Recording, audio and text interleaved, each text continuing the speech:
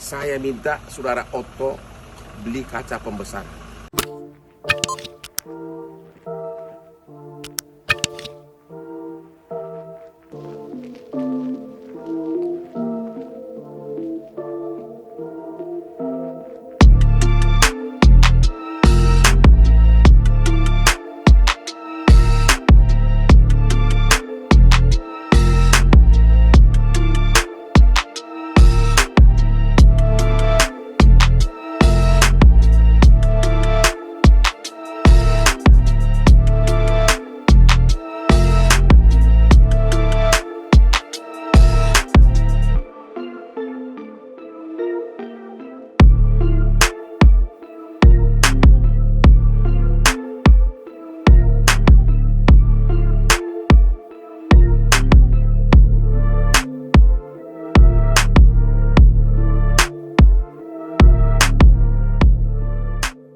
Pesan untuk saudara Otto Hasibuan, mantan sahabat lama saya.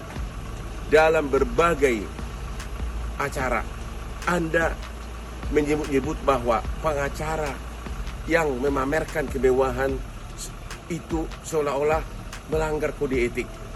Bahkan Anda meminta Dewan Kehormatan untuk memeriksa advokat tersebut. Saya minta saudara Otto beli kaca pembesar. Coba periksa semua Instagram kamu dan orang-orang di sekitar kamu, orang-orang terdekat dalam hidupmu.